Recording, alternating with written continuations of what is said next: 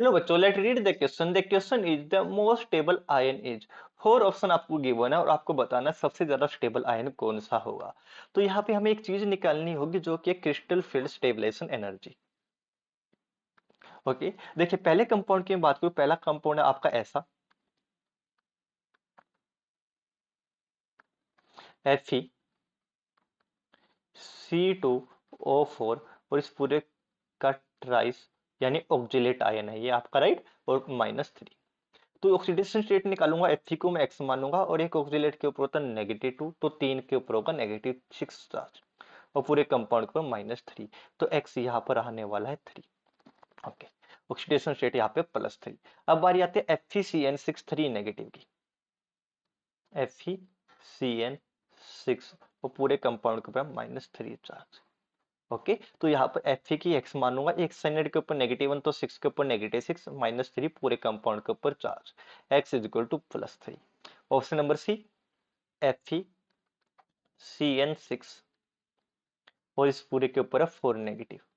Okay, तो यहाँ पर Fe की x एक साइड के ऊपर -1 तो 6 के ऊपर -6 और पूरे कंपाउंड के ऊपर -4, x इज इक्वल टू यहाँ पर आएगा oxidation state +2। And last compound FeH2O6 और पूरे कंपाउंड के ऊपर 3 पॉजिटिव। आपको पता है H2O तो न्यूट्रल कंपाउंड है, तो ऑक्सीडेशन स्टेट यहाँ पर आएगी 3। ओके, एक्सेप्ट 3 सब में क्या है, एक्सेप्ट थर्ड ऑप्शन सब में ऑक्सीडेशन स्टेट 3 है। तो देखिए FeC2O4, C2O4 एक वीक फील्ड लिगेंड है, तो यहाँ पर स्प्लिटिंग बहुत कम होती है, जिसके कारण क्या होता है भाई, जिसके कारण यहाँ पर इलेक्ट्रॉनिक कॉन्फ़िगरेशन कैसे फिल करोगे। देखिए Fe3 पॉजिटिव है, तो डेफिनेटली इसके पास, देखिए Fe के पास वैलेंस शेल में कितने इलेक्ट्रॉन होते हैं, 3d6 4s2। ओके, लेकिन जैसे ही आपका Fe3 पॉजिटिव बनेगा, 2 इलेक्ट्रॉन आउटर मोस्ट से और एक इससे निकलेगा, तो 3d5 इलेक्ट्रॉन हमें फिल करना है, 1 2 3 4 5। ओके, अब यहाँ पर आपको कितना है, ये साइनाइड एक स्ट्रॉन्ग फील्ड लिगेंड है, +3 ऑक्सीडेशन स्टेट में, तो यहाँ पे स्प्लिटिंग होगी बहुत ज्यादा।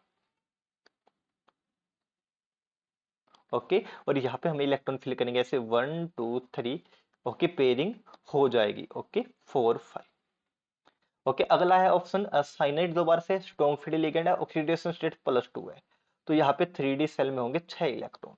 लेकिन ध्यान रखना, Fe3 पॉजिटिव में हुई है इतनी स्प्लिटिंग, Fe2 पॉजिटिव में काफी कम स्प्लिटिंग हुई Fe3 से,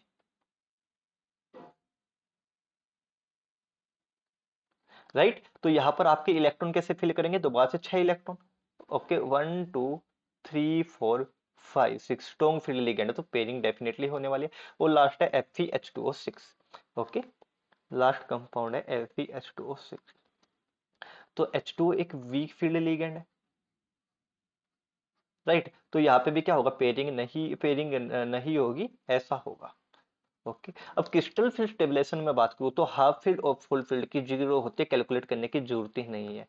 ओके, यहाँ पर crystal field stabilization energy zero आएगी और यहाँ पर भी crystal field stabilization energy zero आएगी, तो यानी सबसे ज्यादा स्टेबल होगा या तो आपका ऑप्शन नंबर बी या फिर ऑप्शन नंबर सी।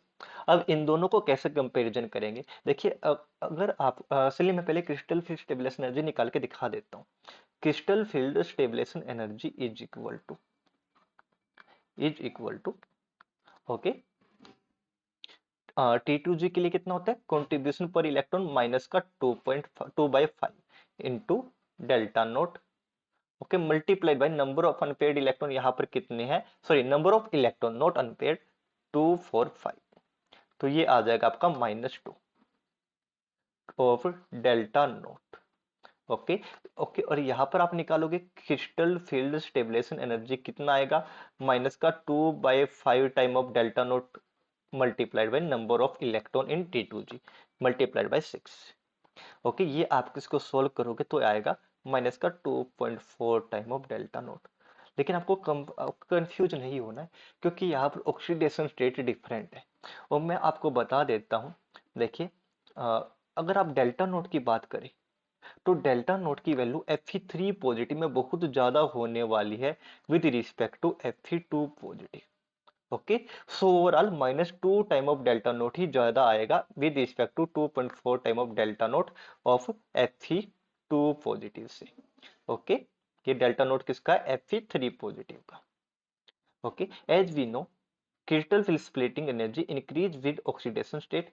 तो Fe3 पॉजिटिव की अगर क्रिस्टल फिल स्प्लिटिंग ये है, ओके, तो Fe2 पॉजिटिव की कम होगी इससे।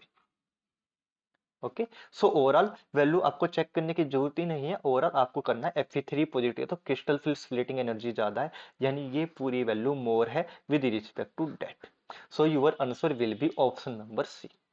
ओके, चलिए मैं दोबारा रिपीट कर देता हूं। जब भी ऑक्सीडेशन स्टेट में डिफरेंस हो तो आप नंबर ऑफ इलेक्ट्रॉन को बाद में देखेंगे, पहले हम देखेंगे स्प्लिटिंग को। Fe3 पॉजिटिव में स्प्लिटिंग बहुत ज्यादा होगी। ओके, ये अगर Fe3 पॉजिटिव की डेल्टा नोट है, ओके, तो Fe2 का डेल्टा नोट इससे कम होगा। सो ओवरऑल वन इलेक्ट्रॉन के कंट्रीब्यूशन से फर्क नहीं पड़ेगा, क्योंकि देखिए यहाँ पर डेल्टा नोट ही बहुत कम है। Right, hope you understand well. Happy learning and good bye.